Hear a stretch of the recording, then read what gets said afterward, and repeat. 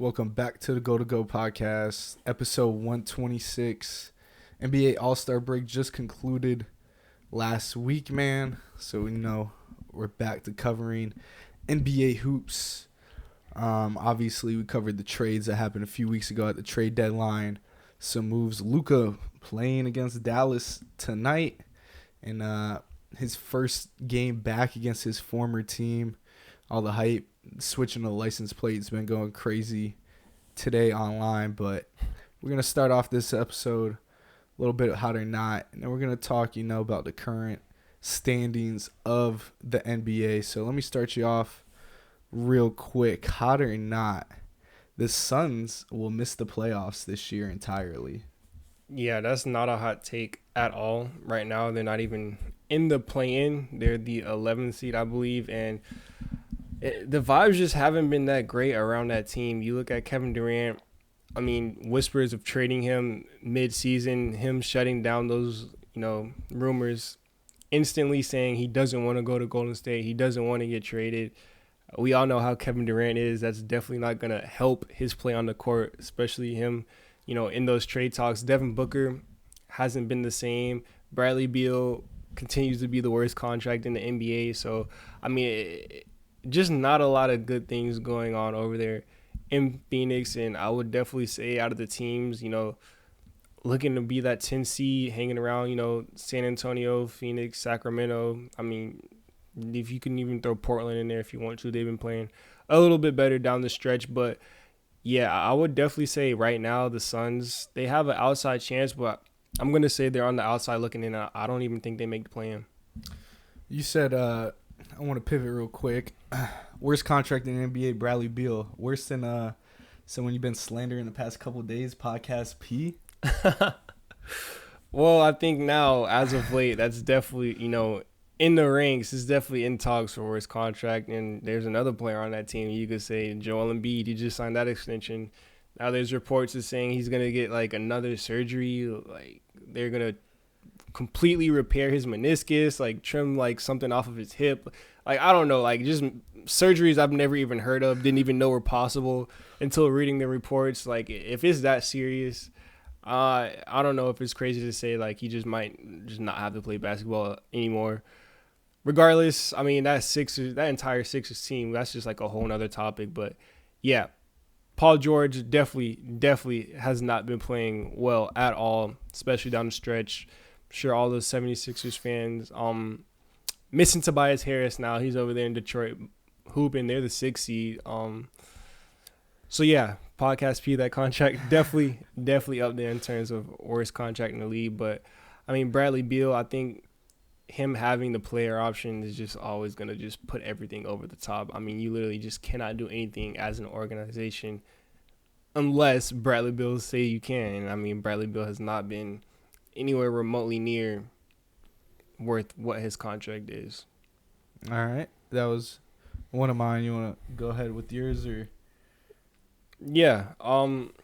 Pivoting away from basketball really quick. Mine, off-season free agency coming up. Combine starts tomorrow, actually. Mm-hmm. So, even when it's the off-season, football's year-round.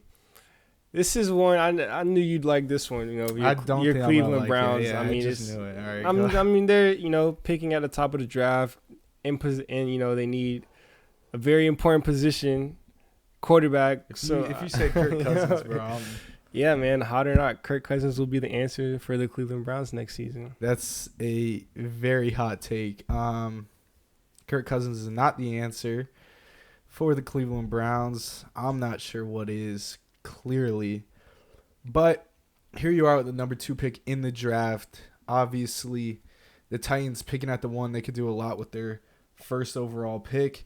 There's been reports, first it was Cam Ward all the way. No doubt they don't take him. Now, could be some smoke screens when in regards to Cam Ward, but there's been a lot of slander saying, Shador shouldn't go to the Browns.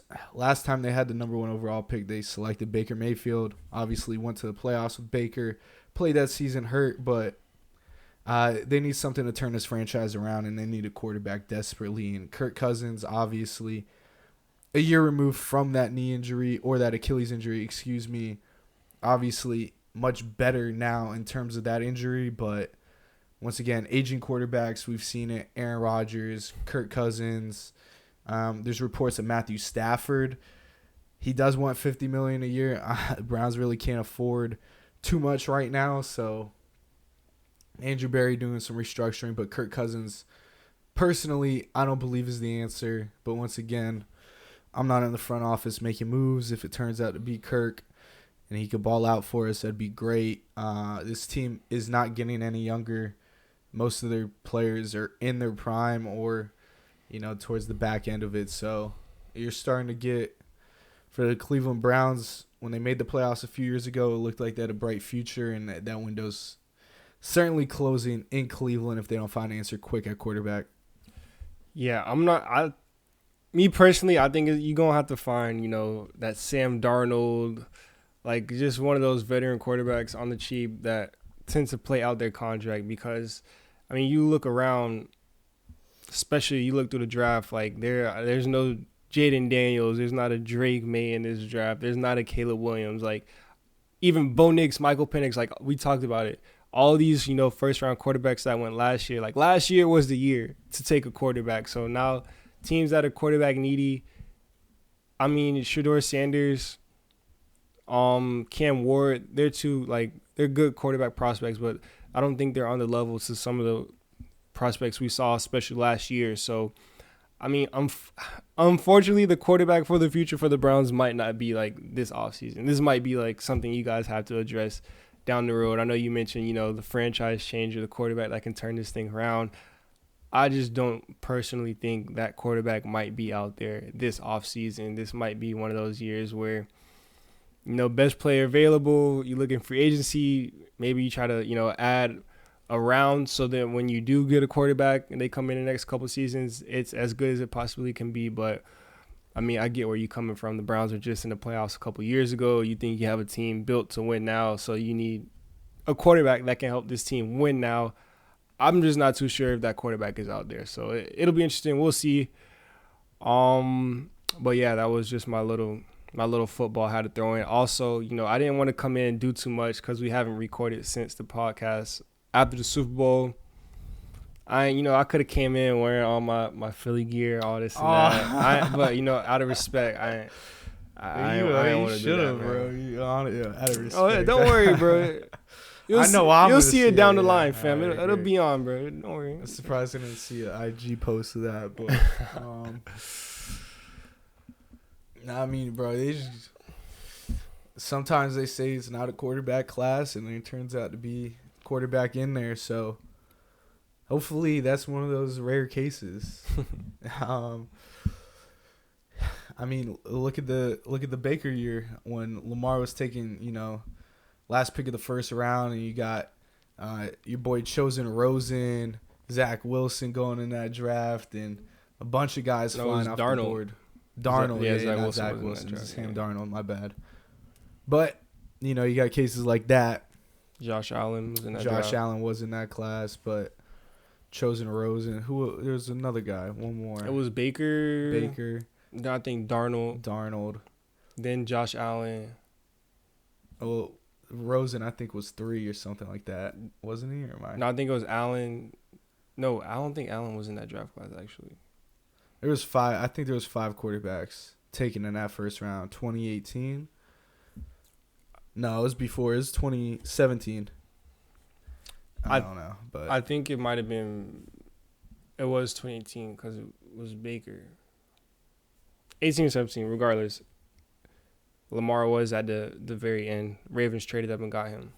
Mm-hmm. I think it was Baker, Darnold, Allen, Rosen, Lamar. Yeah, that's 5. That's 5 right there. I think that's the order. Mm-hmm. I could be off, but I think. Mine, reverting back to hoops. Yeah. Hot or not for you. Evan Mobley is a top 3 big at the end of this season.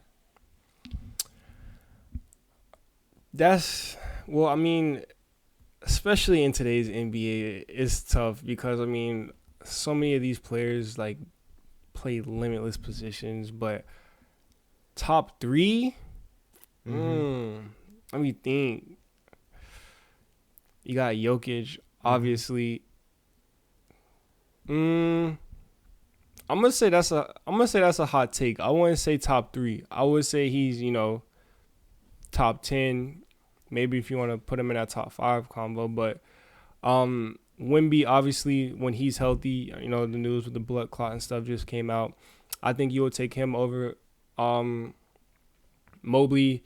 You look at, obviously, Nikola Jokic, what he's able to do. I mean, you don't have to say much there. Anthony Davis, when he's fully healthy, I think you will probably take him defensively and offensively. Yeah, when he's healthy, you got to take health. If he's healthy, that's a big gift for AD. Well, I mean, it is, but I think AD's talent, and he's been pretty healthy the last couple seasons up until this recent ab injury. He's played a bunch of games. So I think you got to give the benefit of doubt to Anthony Davis as well. Karl Anthony Towns has been hooping. Cat has been really, really playing really well for the Knicks over there. Giannis, you can't forget about Giannis. I guess if you're throwing Giannis, it's positionless basketball. Well, I mean, Giannis is a big. He's a 7-footer. And plus Mobley doesn't even play. Mobley doesn't even play the center. They have Jarrett Allen. So yeah, I mean they got the twin towers, they call them. Yeah, so I think those are the names you would definitely put over him at this moment. I mean, there's some other solid big man. Like you look at what Zubac's doing. All right, we're throwing Zubac. I'm just saying solid, but I get what you're saying. Yeah, but in terms of big man, look at Mobley's last. No, Mobley's definitely been hooping. Like he made the All-Star game. Evan Mobley has had a career year. That's why I said if you want to say he's 5, 6, right outside of that range, I would say but. Zubac, I think, is outside the top 10. So, well, I'm just saying, naming some big men that have been well, and then obviously Joel Embiid with the injuries. I think he's on a completely different, scale in terms of his career might be over. Yeah, that's different, but I would say he's around the 5 to 6 range the way he's hooping this season. Okay, in terms of bigs, yeah. I mean, Porzingis has been good as well this season for Boston. We know how good he was in the playoffs for that team. Yep. All right. That was my last hot or not. I kind of keeping it on the Cavs, man. Do you think they take the 1 seed in the East?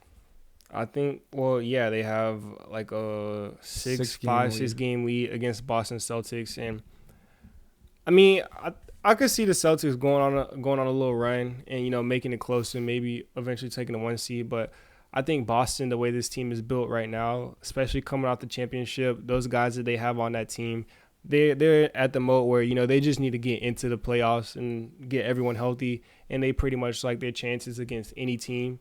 So, I think the Cavs, they have a comfortable lead. They have the best record in the league. Yeah, they do. Mm-hmm. So, I mean, 47-10 right now, I think they can hold on and close it out. I mean, they've been playing really, really good. Mitchell, Mobley, you mentioned. Darius Garland, he's back fully healthy. He's been hooping. So they've been playing some really, really good team basketball. So, I mean, I wouldn't be surprised at all if Cleveland steps up and holds that 1 seed. But because you look at the other teams like Milwaukee, I don't think Milwaukee will catch them. The Knicks, they can't beat any of the top teams in the NBA. Do you think they're frauds?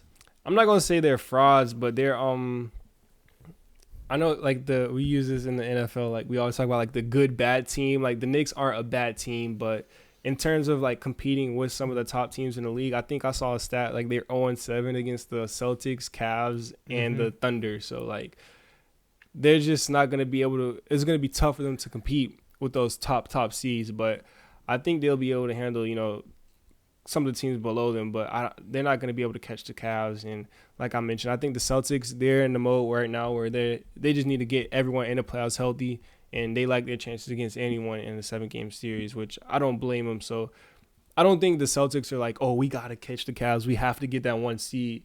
Right now, the Boston Celtics are we just got to make it to the playoffs fully healthy. I don't know their schedules. I'm sure if they're playing the Hornets or the Raptors or the Wizards or something like that, they're not pressed to get that win on their schedule because they need it for seeding.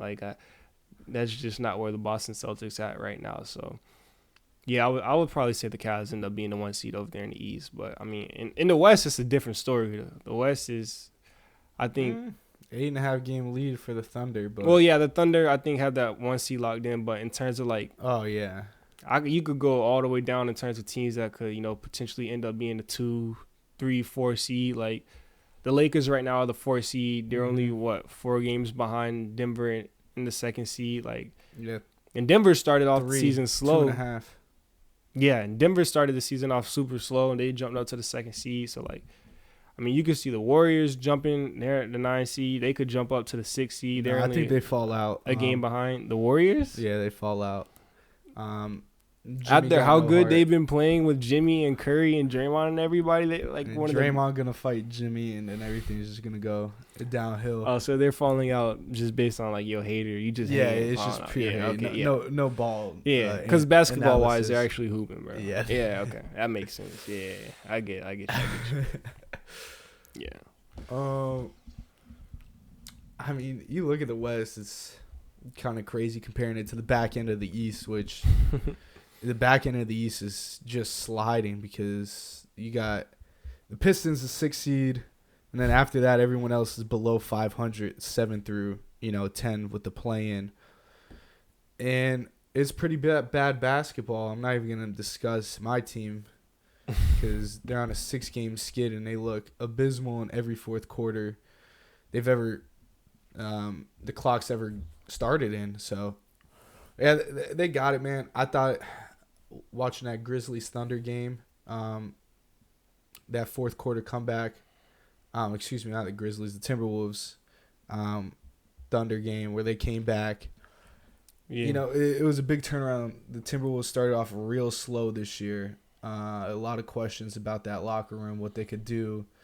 Ant was a very vocal leader towards the media, and right now it seems to be paying off. I mean, I know they're 5-5 in their last 10, but just that energy from last night's game, 16-0 run against the best team in the West, and you could say in the NBA they're only 1 game behind the Cavs in terms of record.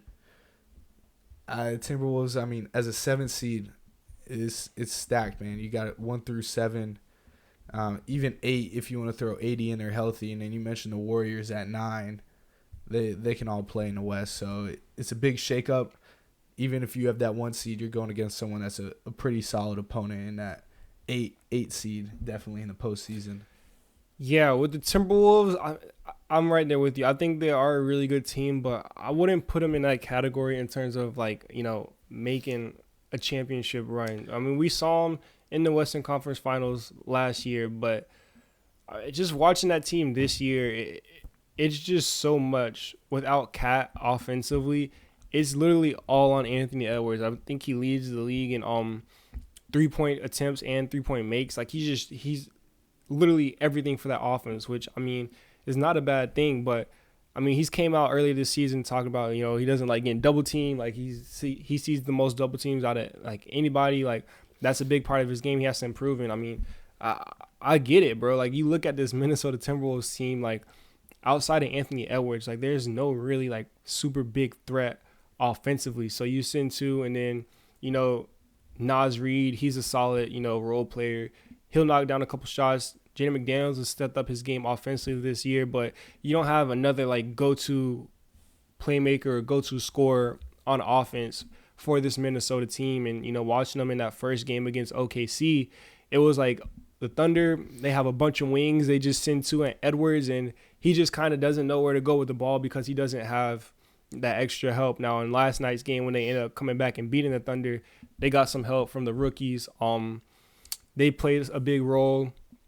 Shannon, Rob Dillingham, Naz Reid, like I mentioned, McDaniels stepped up. He had a couple big shots. So, I mean, they got a little bit more from other guys, and I think that's what it's going to take eventually for this Timberwolves team to get over that hump. And once Edwards, kind of figures out more of a playmaking role instead of just being like the best athlete and scoring all the time, which we know he can do. He's one of the best at it. But I think once Ant unlocks that playmaking role in his game and some of those guys step up, that's when I think this Timberwolves team will be able to, elevate into the next echelon. Because right now, in terms of the Western Conference, and then, if you think of another team, like you can just jump in and let me know. But I think realistically, I would say Thunder, Nuggets, Lakers, and we can get to the Lakers. And then I would say really that's it in terms of teams that I think that could come out of the West. Yeah, real quick, Randall and DiVincenzo might be back soon to add back into the mix for Minnesota, but I mean, I'm not arguing with you on that list. Obviously, respect to Jokic and that Nuggets team. They're always going to be in the mix. The Thunder, 1 year, again, under their belt with that young squad, it's like they get better and better every time. Throughout the regular season, sure, we need to see it, down the stretch in the postseason, but definitely up there for a reason. The Lakers, I mean, you throw Bron and Luka on the same team, can always make something happen. Luka just went to the finals last year for the Timberwolves. You still got, the Warriors, Steph Curry. You add Jimmy Butler into the mix, championship player in Curry in that Warriors organization with Draymond and Jimmy, who has, carried the Heat in past postseasons to the finals and almost lifted them, to winning an NBA championship a few games away from it. But, I mean, the Grizzlies, they're doing work.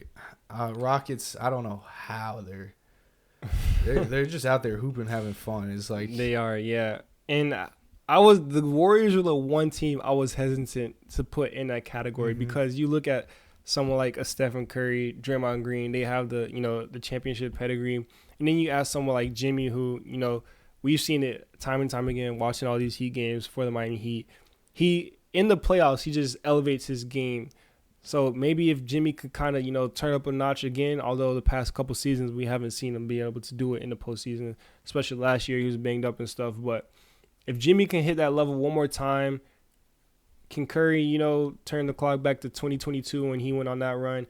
And I just think they're going to need a little bit more from their role guys. Like, they don't have a true big. Like, Jimmy Butler, I think, is the tallest person in the starting lineup. I think that was a stat I heard earlier today. So if they run into a team like, the Denver Nuggets or even the Lakers, I know the Lakers don't have a true big, but in terms of like players on their team, like they're a big roster. Like LeBron and Luka, two really big guards that are handling the ball. Austin Reeves, I know he's not, super, super big, but he's like 6'3", 6'4", a wing that can score. Rui, they just have a bunch of wings with size on them. Finney Smith. So I think that'll definitely give the Warriors some trouble. And then OKC, obviously, with Shet, and then they bring in Isaiah Hartenstein. So, yeah, if the Warriors can find out what to guard, but if like the schedule, if something happens and they just get all the right matchups, like I definitely think it's possible. But it's gonna be tough, I think, to dethrone OKC in a 7-game series, like to beat this team 4 times. Just the way they're constructed, they're so deep. They have players they literally have players that can do everything on the court. Like whatever you need, they have somebody on their roster to take care of it. So I think it's going to be tough to beat them coming out of the West. But, I mean, I think the Nuggets or the Lakers will have the best chance to dethrone that OKC team right now, the way it's built. And then for the Lakers, I mean, just the biggest thing, you touched on it. You have LeBron and Luka on the same team. Like, you can figure out a way. Like, there's going to be, Luka or LeBron James playing offensive basketball for the Lakers every single minute of the game that they need. Like, one of them might come off, the other one's going to be on. They'll both be on the court at the same time. So, like, having that combination of, arguably two of the smartest, two of the best passing players in the NBA on the same team, having them be able to run the offense at all times, I mean, the options are endless, man. And shout out JJ Redick. I mean, he's... the memes are already circling, talking about him compared to Darvin Ham and how they were going to stop Jokic. Darvin Ham talking about you got to go to his house before the game and kidnap him. And then J.J. Redick after the game against the Nuggets where the Lakers looked impressive, talking about, they didn't sleep. They were up all night game planning on how to stop Jokic. Just shows that different mentality. So that was a funny little clip that I saw the other day. But, yeah, shout out Darvin Ham. Never let Luke Walton go. Man, what was that, like 4 years ago now, 5 years ago? That might have been before. That was before LeBron, wasn't it? I think it was at the beginning of LeBron, maybe 5-6 years. Yeah, Luke Walton, that was a pull. Oh man, shout out No Cap. I know that was the only reason you thought of it. Yeah. Yeah, I don't hate it out there in the West. The Clippers, I mean, they're in there. They've been hooping, man. The Norman Powell season so far has definitely been a big boost for that Clippers, and the role PG left. When he was playing last year, he was playing a lot better than he is on the 76ers, that's for sure. Yeah. But he stepped up in a big fashion. They could win a series. I don't see them making a deep playoff push though. No, and the biggest thing with the Clippers right now is just like health. Like you mentioned how good Norman Powell's been playing. He's been banged up. I think he's missed the last couple games, and Kawhi is still on and off. He's missed the last few games as well. So I mean, you're asking a lot for a 35, 36-year-old James Harden at this point of his career. I know that's your boy and all, but at this point, it's just hard for him to carry that entire load by himself. One of the greatest scorers of this generation, man.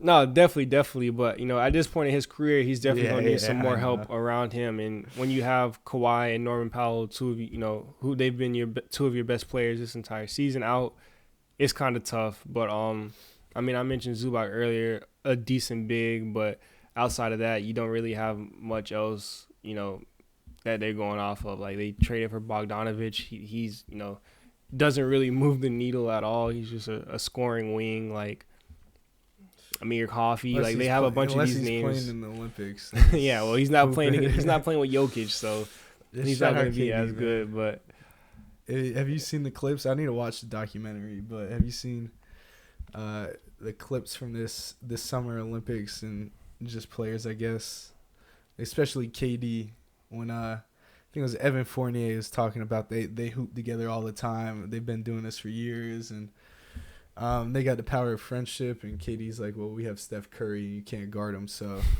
which turned out to be true. But yeah. France was hooping in that game, man. They did have the little sweats going on for Team USA. Yeah, France was hooping, but, come on, man. Shout out Curry, Team Light Skin. Put them boys to sleep, man. That's what he been doing his whole career.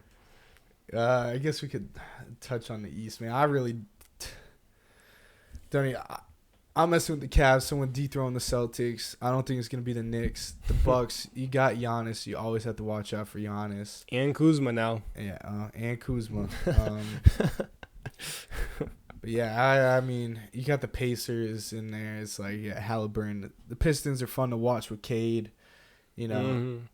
The Magic, they got, Paolo out there, but it's still... Injuries have killed the Magic this season. Franz. I don't know, it's got to be some crazy number, but their three best players, I don't know how many games they played together in terms of Paolo, Franz, and Jalen Suggs. Like, all three of those players have missed significant time, so unfortunate stretch of luck there for Orlando Magic because, if all three of those guys were able to be healthy, even I think Franz's brother tore his ACL or something too. He was playing some good minutes. Mo Wagner, for them as well off the bench. So, if they were able to be completely healthy, I think this Orlando Magic team would be right up there when you talk about the Bucks, the Knicks, Celtics in that 4-2 range. I don't think they'd be on a 50-55 win pace, kind of like what the Cavs are doing right now.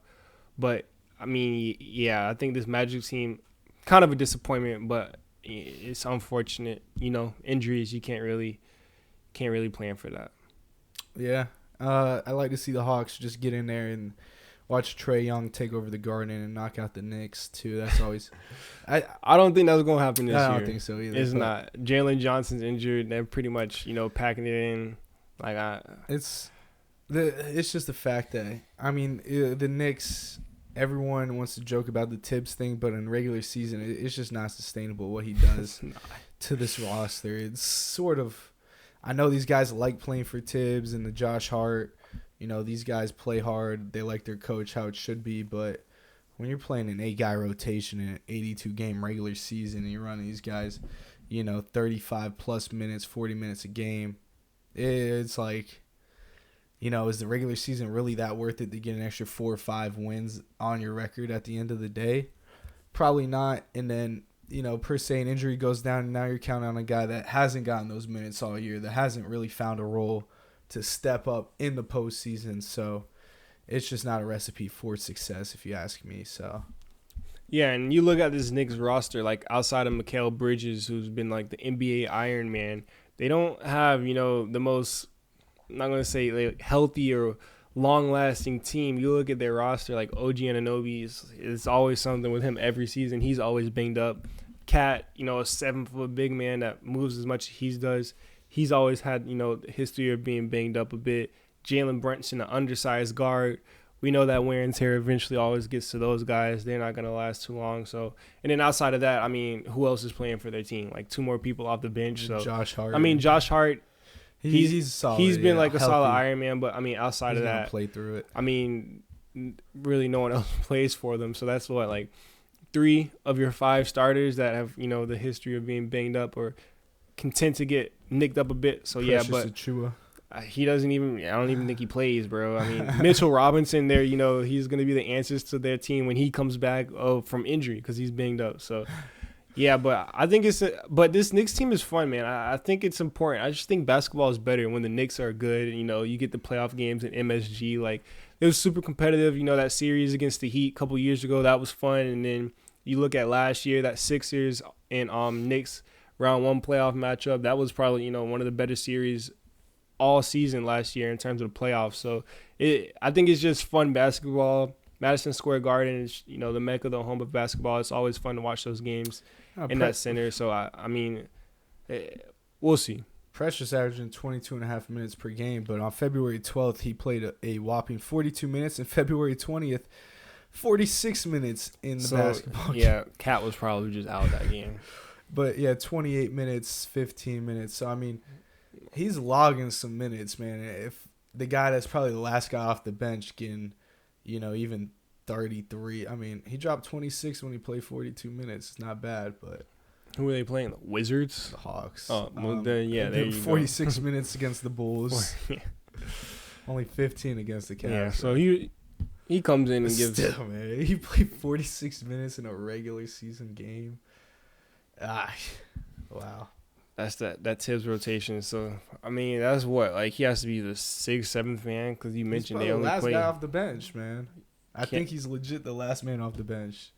Can't be. Tibbs doesn't play that many players, bro. No, I mean, yeah, but like the last man off the bench that actually gets something that's not a DMP. Oh, okay. Not I see what you're saying. Yeah, I see what you're saying. Yeah, I was about to say. So he's so he's like the 7th, 8th man. Yeah. Okay. Yeah. Makes sense. I don't even know, man. They got Deuce McBride plays a bit for him. Nah, I guess. That's like Miles, it. Yeah. That's it. Precious Achiuwa, last man off the bench. Yeah. Like, they got 3, 4, 5, 6, 7, 8. And Precious is... Mitchell Robinson isn't playing. He's still banged up. Yeah. He's still injured. DeLon Wright, Cameron Payne. These guys aren't playing. I think Campaign gets like a couple minutes here or there. I haven't seen Campaign since he was doing a handshake in OKC. Or he was out there in Phoenix, like, yelling at people. What was he doing? Yeah, regardless, like, it just doesn't matter. Yeah. Other than that, man, I got no comment on the East. I think it's, Khalil Ware, Rookie of the Year. Yeah, I don't hate it. Wemby's out. Wemby's out. Yeah, but that's a Giannis Wembanyama right there. But he has his moments. Usually he'll go off and then kind of quiet from him, sort of like this whole Heat team where it's just so up and down. But fourth quarter, I don't know what the problem is. It's honestly atrocious. Another lead blown, I believe, last night. 2 nights ago for the Heat, so they can't figure anything out at all. I think they're 3 in their last 7, their last 10, 3 and 7 their last 10. And I think Jovic just fractured his hand or something, right? Yeah, for 4 weeks he's out, and I mean that's been basically solid the season at this point. Yeah, Hawk is really up and down. He's banged up a little bit. Hero, he's dropped 40. The other night, still lost. Yeah, 40 and 10, I think. It was like the first... I think it was like LeBron and Wade were the only other 2 players to drop 40 and 10. It's rough to be. Some rare air, man. Other than that, man, you got any last teams you want to discuss? topics? No, that's pretty much it for the NBA, man. It's heating up though. We're starting to see a lot of good basketball. You mentioned Mavericks Lakers tonight. Definitely tuning in for the Luka revenge game. And then the combine this week, draft right around the corner, free agency. So yeah, not the downtime just yet for sports. We got a couple ways to go until we hit the dog days of summer. So yeah, enjoying some good. No, just go ahead and actually learn NBA some basketball. baseball, man. Because spring training just started. I will say though, because you be the main one saying, you know, let me know the locks. You never tell me whatever this and that. You know, what? I'm gonna tell you this right now, fam. Dodgers World Series. No. Bet? Like what? NBA. Thank you. Yo, OKC first quarter spread always cashes. There you go. All right, I'll probably rewatch that once when I clip the end of this video, and that's about it. First quarter spread. Amen. OKC SGA plays the entire first quarter. I'll put my last $40 in my account. They always get off to a hot start. So I mean, because once March come around, I think I'm gonna need to reload my account after that atrocious Super Bowl. So. Oh yeah, March Madness. Definitely gonna have to lock back in for that. I was on a little heater last year. Hopefully we can capture magic again. A little March Magic, man. Yeah, we gonna need it this year. Go pod, man. On TikTok, go. YouTube, everything streaming wise. And until next week, man, we'll be back with another episode. Peace.